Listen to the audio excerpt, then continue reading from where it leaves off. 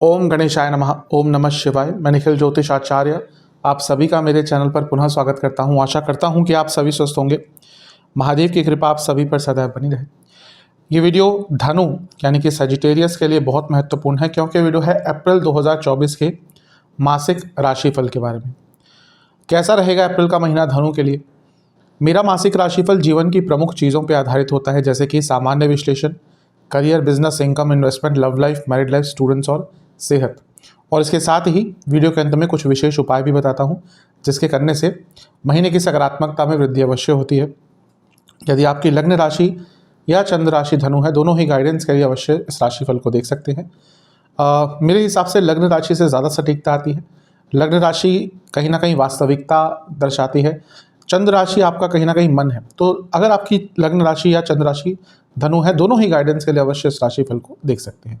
तो शुरुआत करते हैं इस अत्यंत महत्वपूर्ण मासिक राशिफल का, जो कि है धनु के लिए सामान्य विश्लेषण के साथ। शुरुआत करेंगे सामान्य विश्लेषण के साथ। सर्वप्रथम लग्न पर देखेंगे किस ग्रह का प्रभाव है।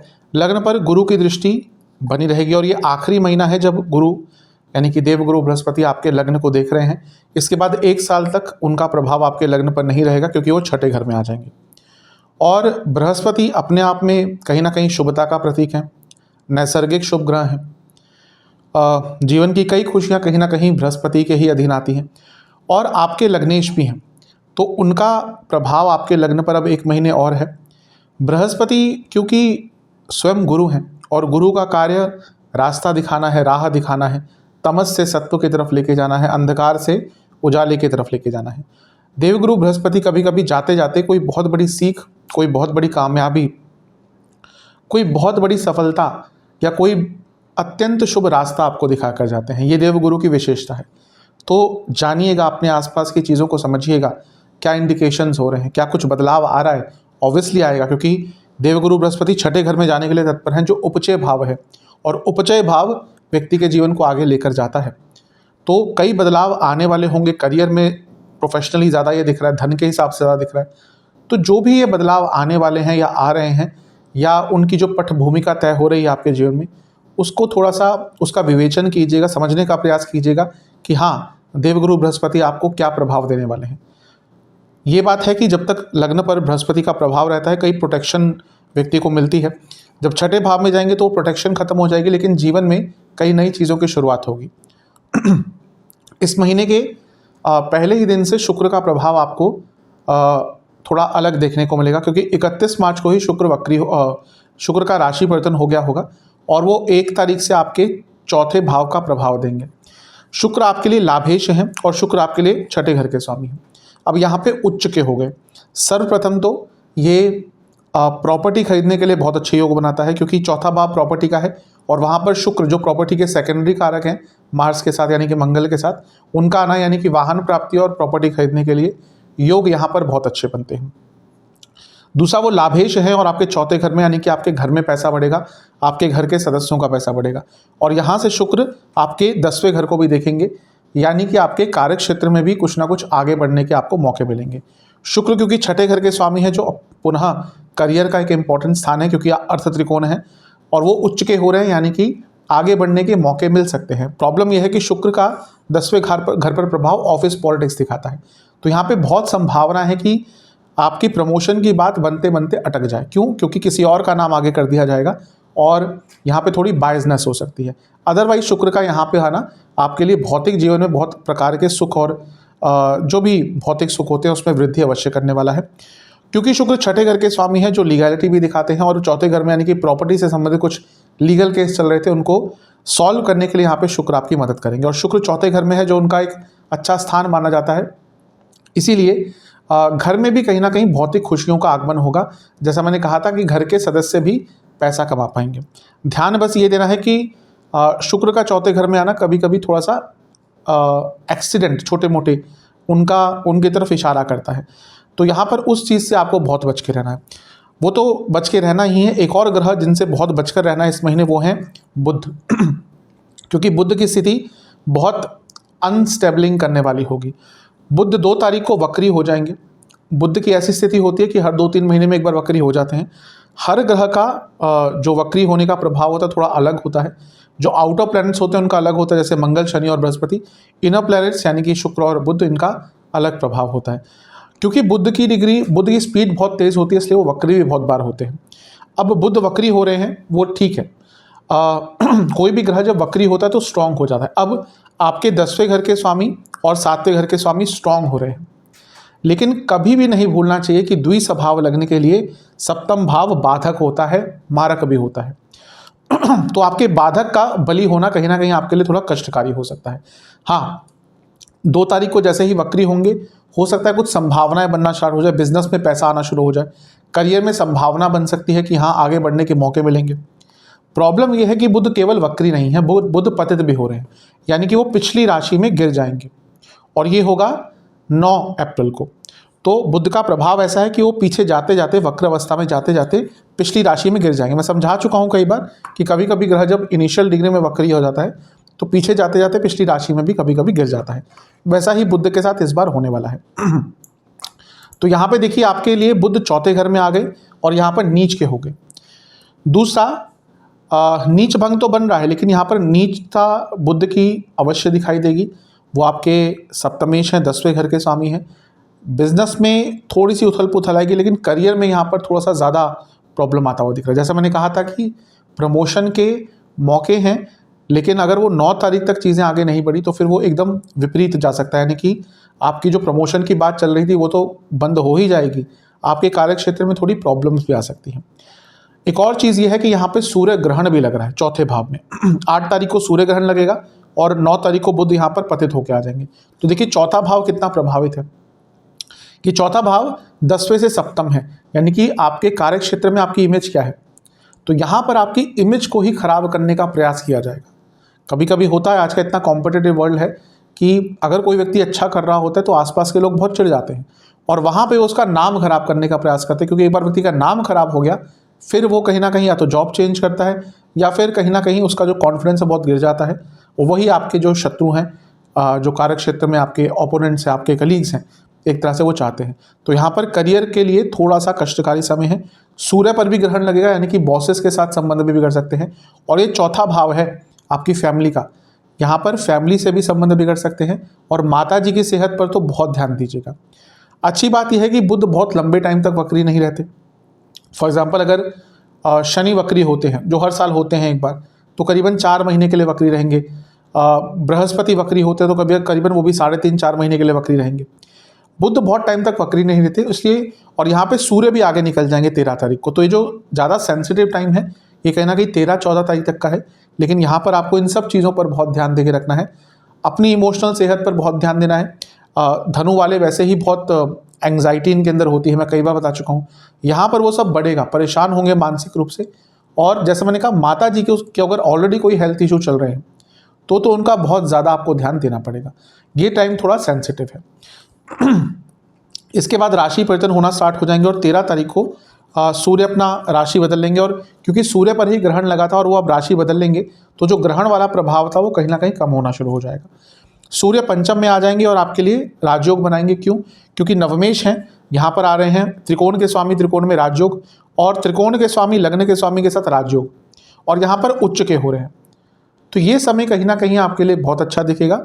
जो अगर आपने थोड़ा डिप्लोमेटिकली चीज़ों को हैंडल किया, जो प्रमोशन की बात अटक रही थी, वो आगे चलकर, यानी कि जैसे ही सूर्य का राशि परिवर्तन होगा वो चीज़ें आगे भी बढ़ सकती है। और सूर्य का उच्च का होना भी त्रिकोण में, यानी कि कहीं ना कहीं जो प्रॉब्लम्स आई थी उसको सॉल्व करने का आपके अंदर पूरा कॉन्फिडेंस वापस आ जाएगा। तो जैसा मैंने कहा, जो प्रॉब्लमेटिक टाइम है वो कहीं ना कहीं 13-14 तारीख तक का ही है।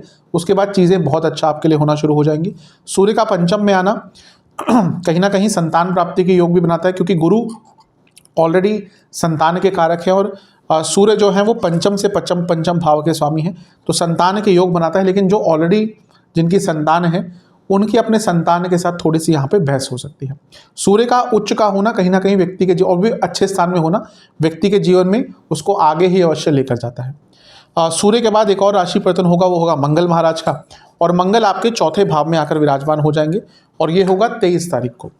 23 को मंगल आपके 4थे घर में आ जाएंगे। मंगल आपके लिए पंचमेश हैं और मंगल आपके लिए 12वें घर के स्वामी हैं। पंचमेश होने के नाते जब केंद्र में आएंगे तो राजयोग बनेगा, अच्छा है। 12वें घर के स्वामी 4थे घर में, यानी कि अगर आप कोई अपनी प्रॉपर्टी सेल ऑफ करना चाहते थे उसके लिए अच्छा योग है। और मंगल क्योंकि स्वयं प्रॉपर्टी के कारक हैं, उनका चौथे घर में आना भी बताता है कि प्रॉपर्टी बाय करने के लिए, प्रॉपर्टी पे काम कराने के लिए, कंस्ट्रक्शन आदि कराने के लिए अच्छा ये योग बनता है। एक और चीज़ कहूँगा, खैर शुक्र यहाँ पे बहुत लंबे टाइम तक नहीं रहेंगे, लेकिन इन दोनों की युति कहीं ना कहीं एक्सीडेंट करवाती है। तो चौथे घर में ही वाहन दुर्घटना के योग आपके बन रहे हैं। तो अगर वाहन बहुत चलाते हैं तो इस महीने पूरा ही आपको बहुत एहतियात बरतनी है।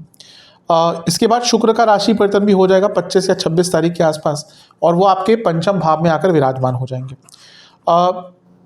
आपके लिए शुक्र लाभ स्थान के स्वामी हैं, यानी कि 11वें घर के, और छठे भाव के स्वामी हैं। तो ये कहीं ना कहीं ठीक ठाक ही है। 11वें भाव के स्वामी लक्ष्मी स्थान में, और वो भी गुरु के साथ, और यहाँ से सारे ग्रह मिलकर लाभ स्थान को देखें, यानी कि पैसा कमाने की उम्मीदें बढ़ेंगी, इनकम के सोर्सेज खुलेंगे, नए आइडियाज़ आएंगे, और क्रिएटिविटी भी आपकी बहुत रहेगी, क्योंकि पंचम भाव में इतने सारे ग्रह हैं और दो कलात्मक ग्रह हैं, यानी कि गुरु और शुक्र। और शुक्र क्योंकि छठे घर के स्वामी भी हैं, तो आपका एक आगे बढ़ने की जो क्षमता है आपके अंदर, आगे बढ़ने की जो संकल्प शक्ति है, वो भी आपकी इम्प्रूव हो जाएगी।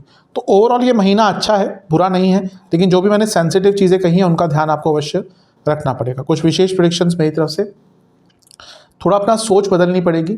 सोच बदलने से कई चीज़ें बदल जाती है। मेडिटेशन अवश्य कीजिएगा, क्योंकि जैसा मैंने कहा ग्रहण चौथे भाव में लग रहा है, तो यहाँ पर बहुत विचलित मन हो जाएगा। तो मेडिटेशन करेंगे तो प्रभाव अच्छा आता है। थोड़ा हंसमुख रहिएगा, इंस्पिरेशन ढूंढनी पड़ेगी आपको। अपने मेंटल सेहत पर बहुत काम कीजिएगा। कोई भी ऐसा व्यक्ति जो आपकी मेंटल सेहत को बिगाड़ता है, कभी कभी होता है कि हम या तो हमारा कोई रिश्तेदार होता है, कोई दोस्त होता है, कलीग होता है, जो हमें उतना पसंद नहीं आता, उसके पास आते ही हमारी जो ऊर्जा खराब होने लग जाती है। तो ऐसे लोगों से जितना दूर रहने का प्रयास कर सकते हैं उतना दूर रहेगा। अपने ऊपर विश्वास जताइएगा, और कहीं ना कहीं ग्लानि की भावना, यानी कि गिल्ट की भावना से अपने आप को कोसों दूर रखिएगा, क्योंकि एक बार उस दलदल में फंस गए तो इस महीने उससे निकलना आपके लिए बहुत मुश्किल हो जाएगा। यह करियर की तरफ देखिए, 10वें भाव में केतु हैं, ठीक है। जो ज़्यादा वो उथल पुथल मचाते हैं वो शुरुआत में मचाते हैं, अब तो उनको करीबन 5 महीने हो गए हैं आपके 10वें भाव में। 10वें भाव के स्वामी बुध, जैसा मैंने सामान्य विश्लेषण में बताया, उनकी स्थिति थोड़ी डामाडोल रहेगी। पहले वो वक्री हो जाएंगे, फिर वो यहीं पे आ जाएंगे, पतित हो जाएंगे। तो ये महीना कोई बहुत स्टेबल नहीं रहने वाला। अनिश्चितता महीने की शुरुआत से ही आ जाएगी। कुछ गड़बड़ आपसे भी हो सकती है, क्योंकि बुध वक्री होने तो कम्युनिकेशन प्रॉब्लम होगी। कम्युनिकेशन बेस्ड ही कार्य करते हैं, फाइनेंशियल ट्रांजैक्शन का कार्य है, एजुकेशन का कार्य है, जहाँ पे बुध का इन्वॉल्वमेंट आ गया तो यानी कि गड़बड़ आपसे भी हो सकती है। लेकिन जैसा मैंने कहा था, क्योंकि शुक्र का प्रभाव भी है और बुध पतित अवस्था में है, प्रमोशन की बात बनते बनते अटक सकती है, रुक सकती है। तो थोड़ा केयरफुल रहिएगा। और जिनकी दशा अंतर्दशा बहुत ही खराब चल रही है, कहीं ना कहीं उनकी जॉब जाने के योग भी बन रहे हैं। क्यों? क्योंकि 10वें भाव के स्वामी वक्री होकर पतित हो जाएंगे, नीच के हो जाएंगे, राहु के साथ हो जाएंगे, और यहाँ पर सूर्य ग्रहण भी लग रहा है। तो सब कुछ कहीं ना कहीं 10वें भाव के स्वामी के साथ हो रहा है। मैं ये नहीं कह रहा कि सबकी जॉब जाएगी, और ऐसा नहीं हो सकता। यहाँ पर ठीक है, एक अनस्टेबिलिटी तो सभी के लिए आएगी, लेकिन जिनकी दशा अंतर्दशा इस टाइम बहुत ही खराब चल रही है, उनके यहाँ पे जॉब जाने के योग भी बन जाते हैं। तो कार्य क्षेत्र के लिए थोड़ा सा अप्स एंड डाउन्स वाला ये समय दिख रहा है। मैं ये कहूँगा कि ज़्यादा डेस्परेट मत होइएगा, क्योंकि आगे चलकर चीज़ें ठीक हो जाएंगी। तो अगर यहाँ पे कुछ हो भी रहा है जहाँ पे आपको लगता है कि ठीक है ये गलत है, अगर आप ऐसी सिचुएशन में कि हाँ आप चीज़ों को ठीक कर सकते हैं आराम से, तो वहाँ पर स्टेप लीजिएगा। अदरवाइज़ यहाँ पे ज़्यादा डेस्परेशन में आके कोई स्टेप मत लीजिएगा, वो आपके विरुद्ध ही चीज़ें जा सकती हैं। 10वें भाव जो आपके चौथा भाव है, यहाँ पे मंगल भी महीने के अंत में आ जाएंगे 23 तारीख को, और सूर्य की स्थिति भी 13 तारीख के बाद अच्छी हो जाएगी। और सूर्य क्योंकि आपके भाग्य स्थान के स्वामी हैं और अपने आप में प्रताप, प्रभाव और कॉन्फिडेंस के कारक हैं मंगल के साथ, तो इनका प्रभाव ये बता रहा है कि महीने के 13-14 तारीख के बाद चीज़ें ठीक हो जाएंगी और आप चीज़ों को हैंडल आराम से कर लेंगे। लेकिन उससे पहले कुछ जल्दबाजी में मत कीजिएगा, क्योंकि यहाँ पर आपकी प्रॉब्लम सॉल्विंग कैपेसिटी अच्छी नहीं होगी और आप बिगड़ते हुए कार्य को थोड़ा और बिगाड़ देंगे। तो महीना 13-14 तारीख के बाद काफ़ी स्टेबल हो जाएगा, लेकिन उससे पहले का महीना थोड़ा कष्टकारी दिख रहा है। विशेष प्रेडिक्शन मेरी तरफ से कहीं ना कहीं दिख रहा है कि शुरुआती महीना थोड़ा सा अप्स एंड डाउन्स लाएगा। बॉसेस से थोड़ा सा आराम से बात कीजिएगा, थोड़ा डिप्लोमेटिकली हैंडल कीजिएगा। कोई भी जजमेंटल, कोई भी सैटारिटिकल कमेंट, यानी कि व्यंग्यात्मक कोई टिप्पणी अपने कार्यक्षेत्र में मत दीजिएगा। अपॉर्चुनिटीज़ आएंगी, लेकिन वो कहीं ना कहीं तभी एक्सेप्ट कीजिएगा जब आपको कंफर्म हो कि आप वो कार्य पूरा कर सकते हैं। शॉर्टकट्स मत लीजिएगा, आर्ग्यूमेंट्स मत कीजिएगा। वर्क प्रेशर ज़्यादा बढ़ेगा आपके ऊपर, लेकिन जैसा मैंने कहा ये शुरुआती भाग में ज़्यादा प्रॉब्लम है, उसके बाद यही जो वर्क प्रेशर है आपको कुछ अच्छा देकर जा सकता है। तो थोड़ा सा केयरफुल रहेंगे इस महीने तो आपके लिए बहुत अच्छा है। चलते हैं बिजनेस की तरफ। जो लोग व्यापार करते हैं अपना, देखिए सप्तम भाव को सबसे पहले देखेंगे। सप्तम भाव के स्वामी ही बुध वक्री हो रहे हैं। अब वक्री ग्रह स्ट्रांग हो जाता है तो 2 तारीख से 9 तारीख तक वो सप्तम से 11वें में रहेंगे, यानी कि अचानक से लाभ हो सकता है। उसके बाद वो यहाँ पे आ जाएंगे और नीच के हो जाएंगे, पतित हो जाएंगे, लेकिन नीच भंग बनाएंगे। और ये सप्तम से 10वें में हो रहा है, यानी कि कुछ नई अपॉर्चुनिटी आ सकती है। इनिशियली कोई नेगेटिव चीज़ भी आपके साथ हो सकती है, कोई नुकसान भी हो सकता है, लेकिन उसकी भरपाई भी बहुत आराम से हो जाएगी। तो हाँ, मैं स्टेबल महीना तो नहीं कहूँगा, लेकिन एक ऐसा महीना है जहाँ पे विपरीत परिस्थितियों से आपके लिए कुछ ना कुछ अच्छा आपको प्राप्त हो सकता है। प्रॉब्लम मात्र ये है कि सूर्य पर भी ग्रहण लग रहा है और बुध यहाँ पर आ रहे हैं, और ये सप्तम से 10वां स्थान, यानी कि बिजनेस में सरकारी कोई बाधा आ सकती है। कोई ऑलरेडी लीगल केस चल रहा था वो प्रॉब्लम क्रिएट करेगा। कुछ लिखा पढ़ी की गलतियाँ हो सकती हैं, कोई नोटिस आ सकता है, और कोई जैसे आपका कोई रिटर्न वर्क होता है तो उसमें कुछ बहुत बड़ी आपसे गड़बड़ हो सकती है, जिसके कारण प्रॉब्लम आ सकती है। तो इन सब चीज़ों पर ध्यान देंगे तो अच्छा है। पैसा अवश्य आएगा इस महीने बिजनेस में, उसमें कोई दो राय नहीं है, लेकिन स्टेबिलिटी अगर आप एक्सपेक्ट कर रहे हैं वो भूल जाइएगा। ये महीना बहुत अनस्टेबल आपके बिजनेस में होने वाला है। स्टेबिलिटी की कमी अवश्य आपको इस महीने देखने को मिलेगी। कुछ विशेष प्रेडिक्शन मेरी तरफ से, कुछ कार्य अचानक से पूर्ण हो सकते हैं। गुस्सा बहुत रहेगा, तो अगर पार्टनर्स वाला बिजनेस है ध्यानपूर्वक रखिएगा अपने आप को, अपने विचारों को, अपने व्यक्तित्व को, अपनी वाणी को, क्योंकि पार्टनर से बहस इस महीने बहुत ज़्यादा बड़े स्तर पर हो सकती है। शांत रहिएगा। महीना जैसे जैसे आगे बढ़ेगा चीज़ें ठीक होती जाएंगी। पुरानी गलतियां बहुत दोहराएंगे तो वो अच्छा कभी भी नहीं होता कि आप एक ही गलती बार बार दोहराएं। थोड़ा लेजीनेस भी आ जाएगा, महीने के शुरुआती भाग में ही ज़्यादा होगा। उसके कारण ये हो सकता है कि आप अपना कोई हाथ में आया काम अपने हाथ से जाने दें या उसका लाभ ना उठा पाएँ। तो इन सब चीज़ों पर काम करेंगे तो अच्छा। महीना बुरा नहीं है, लेकिन अनस्टेबल बहुत है। कहते हैं इनकम, इन्वेस्टमेंट और एक्सपेंसेस की तरफ। सबसे पहले बात करेंगे इन्वेस्टमेंट की। शुरुआती 10 दिन ठीक ठाक हैं, बीच के 10 दिन भी अच्छे हैं, और अंतिम 10 दिन भी कहीं ना कहीं ठीक है। बल्कि यहाँ पे आपको नई इनकम, नई इन्वेस्टमेंट की अपॉर्चुनिटीज़ भी मिल सकती है। जहाँ तक इनकम की बात है, आपके लाभेश यानी कि शुक्र अच्छी अवस्था में रहेंगे, उच्च के होंगे, फिर वो लक्ष्मी स्थान में ही आ जाएंगे। तो कहीं ना कहीं ये बता रहा है महीना कि आपके लिए धन प्राप्ति के लिए अच्छा रहेगा। ओवरऑल पैसे के मामले में अपॉर्चुनिटीज़ नई आपके लिए काफ़ी खुलने वाली है, क्योंकि जैसा मैंने सामान्य विश्लेषण में बताया था कि पंचम भाव में ग्रह आएंगे, शुक्र भी आ जाएंगे, और यहाँ से बहुत सारे ग्रह लाभ स्थान को देखेंगे, यानी कि पैसा तो इस महीने आपका बढ़ेगा। खर्चों की बात करें, खर्चे भी थोड़े ठीक ठाक ही रहेंगे। सर्वप्रथम तो प्रॉपर्टी पर, वाहन पर बहुत खर्चा होगा। घूमने फिरने पर बहुत खर्चा होता हुआ दिख रहा है।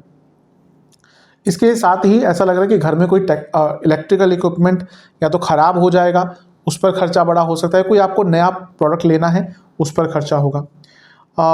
और कोई ऐसे कार्य जो बहुत लंबे अरसे से अटके जा रहे थे, या फिर आप अटकाए जा रहे थे, चलो इसको अगले महीने कर लेंगे, अगले महीने कर लेंगे, ऐसे कार्यों पर भी कोई बहुत बड़ा खर्चा इस महीने आपका हो सकता है। तो बहुत ज़्यादा खर्चे नहीं है, लेकिन हाँ खर्चे अवश्य हैं जो थोड़ा सा आपको डिस्कम्फर्ट कर सकते हैं, क्योंकि जितना आप एक्सपेक्ट कर रहे हैं उससे थोड़े से खर्चे ज़्यादा इस महीने होंगे। चलते हैं लव एंड रिलेशनशिप की तरफ। सबसे पहले नो कॉन्टैक्ट सिचुएशन की बात करेंगे। संभावना पूरी है इस महीने की चीज़ें आगे बढ़ सकती हैं, बहुत संभावना है इस चीज़ की। थोड़ा सा एफर्ट लगाएंगे आप तो चीज़ें आगे बढ़ सकती हैं। जहाँ तक नए रिलेशनशिप की बात है, उसकी भी संभावना इस महीने काफ़ी हद तक बढ़ रही है। शुक्र अपने आप में क्योंकि उच्च के हो जाएंगे और वो रिलेशनशिप के प्रमुख कारक हैं, और पंचमेश यानी कि मंगल भी कहीं ना कहीं उनके साथ युति बनाएंगे कुछ दिनों के लिए। तो चांसेस पूरे हैं कि नया रिलेशनशिप स्टार्ट हो सकता है। जो लोग ऑलरेडी रिलेशनशिप में, उनके लिए मिला जुला सा प्रभाव है।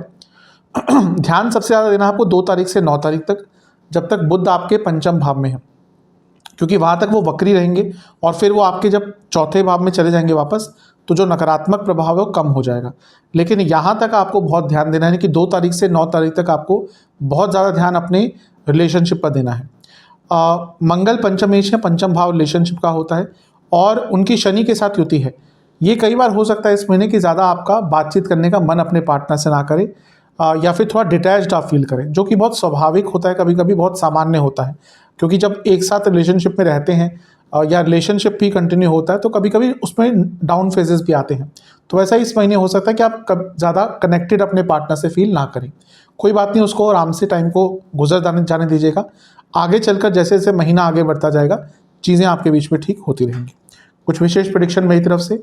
नेगेटिव मत सोचिएगा अपने पार्टनर के बारे में। कभी कभी ऐसा होता है कि कुछ बुरा चलता है तो हम व्यक्ति के केवल नेगेटिव एस्पेक्ट को ही देखना शुरू कर देते हैं। वो इस महीने होता हुआ दिख रहा है आपके साथ। ज़्यादा जल्दबाजी में मत रहिएगा, थोड़ा सा सेल्फ सेंटर्ड कम रहिएगा। मैं ये नहीं कह रहा कि आप सेल्फ सेंटर्ड हैं, लेकिन कभी कभी क्या होता है कि हम रिलेशनशिप में इतना एक्सपेक्ट करते हैं कि हम चाहते हैं सब कुछ हमारे हिसाब से ही हो, क्या ये भी हमारे हिसाब से हो, वो भी हमारे हिसाब से हो, पार्टनर हमारे हिसाब से बिहेव करे, और वो कभी कभी नहीं हो पाता और ऐसे में हम बहुत सेल्फ सेंटर्ड लगते हैं और इसका प्रभाव रिलेशनशिप पर भी नेगेटिव पड़ता है। तो थोड़ा सेल्फ सेंटर्ड कम रहिएगा, अपने पार्टनर के बारे में सोचिएगा। ईगो क्लैशेस पार्टनर्स के बीच में इस महीने बहुत हो सकते हैं, तो इन सब चीज़ों का ध्यान रखेंगे, इन पर काम करेंगे तो आपके लिए बहुत अच्छा रहेगा। चलते हैं वैवाहिक जीवन की तरफ। सप्तम भाव वैवाहिक जीवन का होता है। प्रॉब्लम यह है कि देखिए, इतना बुरा महीना नहीं कहूँगा, लेकिन सप्तम भाव के स्वामी ही वक्री हो जाएंगे बुध, और वो पतित भी हो रहे हैं, नीच के भी हो रहे हैं, ग्रहण युक्त सूर्य के साथ भी होंगे, राहु के साथ भी होंगे। तो यहाँ पे ये होगा कि अचानक से प्रॉब्लम आना शुरू हो जाएंगे। जिनका वैवाहिक जीवन ठीक भी चल रहा था वहाँ पे भी उथल पुथल मचेगी। वक्री ग्रह कहीं ना कहीं नेगेटिविटी तो नहीं कहूँगा, लेकिन बहुत अनस्टेबिलिटी देता है, अलग प्रकार का बिहेव करता है। वक्र मतलब क्या? नॉर्मल से हटकर, यानी कि अपनी नॉर्मल अवस्था से हटा हुआ ग्रह है। वक्रतुंडाय नमः, यानी कि जिनकी टेढ़ी सूंड है, हम गणेश जी के लिए बोलते हैं क्योंकि वो टेढ़ी सूंड है। तो वैसे ही वक्र ग्रह यानी कि अपने जगह से हिला हुआ, अपनी पाथ से, अपनी स्पीड से, अपनी गति से हिला हुआ है, तो ग्रह उल्टे सीधे रिजल्ट देता है कभी कभी। तो अब भले ही स्ट्रांग हो जाता है, लेकिन वो आपके बाधक भी है। तो ये महीना कहीं ना कहीं वैवाहिक जीवन में थोड़ी सी उथल पुथल अवश्य लाएगा। जिनका बहुत अच्छा भी मैरिड लाइफ चल रहा था उनके लिए भी ये महीना थोड़ा सा कष्टकारी हो सकता है। क्यों? क्योंकि अनसर्टेनिटी बहुत रहेगी। राहु है, यानी कि किसी और व्यक्ति का इन्वॉल्वमेंट भी हो जाएगा, ट्रस्ट इश्यूज बहुत होंगे, और डिसकंटेंटमेंट, अपनी मैरिड लाइफ से बहुत डिसकंटेंट फील करेंगे। तो महीना थोड़ा सा मिश्रित अवश्य है। विशेष प्रेडिक्शन मेरी तरफ से, ईगो क्लैशेस बहुत होंगी। कभी कभी तो बहुत एक्सट्रीमली पैशनेट फील करेंगे अपने लाइफ पार्टनर के बारे में, और कभी कभी आपको वो दुश्मन की तरह लगेंगे। ये भी प्रभाव कहीं ना कहीं वक्री बुध का ही होगा और पतित बुध का होगा। ध्यान ये दीजिएगा कि कहीं ना कहीं आपको अपने विचारों में, अपने इच्छाओं पर थोड़ा संयम बरतना है, क्योंकि जैसा मैंने कहा किसी और व्यक्ति का इन्वॉल्वमेंट दोनों ही साइड से इस महीने में हो सकता है। काफ़ी ऐसी चीज़ें आपके लाइफ पार्टनर की आपके सामने आ सकती हैं जिसके बारे में आपको पता नहीं था, भले ही आप उनसे बहुत टाइम के से मैरिड हों, फिर भी यहाँ पर कुछ ऐसी चीज़ें हों, कुछ ऐसे पहलू उनके या कुछ ऐसे सीक्रेट्स उनके सामने आ सकते हैं जिसको लेकर आप बहुत कंफ्यूज और बहुत परप्लेक्स्ड और बहुत निराश भी हो सकते हैं। तो ये महीना, जैसा मैंने कहा, अनिश्चितता वाला अवश्य आपके लिए दिख रहा है। यहाँ पर जितना केयरफुल इस महीने को बिताएंगे उतना आपके लिए अच्छा रहेगा। चलते हैं स्टूडेंट्स की तरफ। स्टूडेंट्स के लिए पहले एग्जाम्स की बात करते हैं। शुरुआती 10 दिन ठीक है, लेकिन ध्यान बहुत भटकेगा, वो भी बुध का ही प्रभाव है। बीच के 10 दिन अच्छे नहीं दिख रहे, यहाँ पे बहुत अनसर्टेनिटी है। अंतिम 10 दिन एग्जाम्स के लिए बहुत अच्छे हैं। ओवरऑल देखिए, स्टूडेंट्स के प्रमुख कारक और स्टडी के कारक बुध होते हैं, फिर बाकी चीज़ें देखते हैं। तो क्योंकि बुध वक्री हो रहे हैं, पतित हो रहे हैं, तो स्टूडेंट्स के लिए थोड़ा सा कष्टकारी महीना रहेगा। ध्यान नहीं लगेगा, एकाग्रता पर में प्रॉब्लम आएगी और कम्युनिकेशन में भी प्रॉब्लम आएगी। तो महीना थोड़ा संयम से आपको बिताना है, अपने कम्युनिकेशन पर बहुत काम कीजिएगा। ध्यान बहुत भटकेगा, तो जितना अपने ध्यान पर, अपनी एकाग्रता पर काम कर सकते हो उतना अच्छा है। मेडिटेशन कीजिएगा। पंचमेश मंगल हैं जो कहीं ना कहीं पहले अपने से लाभ स्थान में और तीसरे घर में, जो ठीक है, उसके बाद भी चौथे भाव में आ जाएंगे, जो ठीक है। लेकिन बुध का प्रभाव कहीं ना कहीं, जैसे मैंने कहा, कम्युनिकेशन प्रॉब्लम और एकाग्रता की कमी क्रिएट करेगा। तो आपको सबसे ज़्यादा उसी चीज़ पर काम करना है। विशेष प्रेडिक्शन मेरी तरफ से, एक बैलेंस लाने की कोशिश कीजिएगा, एक्टिव रहिएगा, माइंड को एक्टिव रखिएगा, थोड़ा सा स्टडी से हटकर भी कुछ चीज़ कीजिएगा ताकि एक बोरियत ना हो, आप बोर ना फील करें। और जितना अपना इन्वॉल्वमेंट स्टडीज़ में दिखाएंगे उतना अच्छा है ही। और जैसा मैंने कहा, मेडिटेशन कीजिएगा, थोड़ा पूजा पाठ कीजिएगा। जितना अपने आप को ईश्वर तत्व से जोड़ के रखेंगे, सात्विक जितना रहेंगे, उतना आपके लिए अच्छा रहेगा। जहाँ पे तमस की ओर बढ़ना शुरू हो गए, वहीं पे प्रॉब्लम आपके लिए बढ़ना शुरू हो जाएगी। तो थोड़ा सा अनयूजुअल और अनस्टेबल करने वाला महीना स्टूडेंट्स के लिए दिख रहा है। सेहत की तरफ चलते हैं। सेहत के हिसाब से मैं यही कहूँगा कि ठीक है, थोड़े शारीरिक कष्ट भी आएंगे, लेकिन ये महीना मानसिक सेहत पर बहुत ध्यान दीजिएगा, क्योंकि इस महीने मानसिक कष्ट आपको ज़्यादा तंग करेंगे। ओवरऑल इस महीने क्या प्रॉब्लम ज़्यादा रहेंगी? हड्डियों के रोग, बीपी की प्रॉब्लम, पेट की problem, psychological disorders, anxiety, depression, रक्त विकार, ये ज़्यादा तंग करेंगे। शुरुआती 10 दिन में नसों के रोग, कोई हार्मोनल प्रॉब्लम और बीपी की प्रॉब्लम।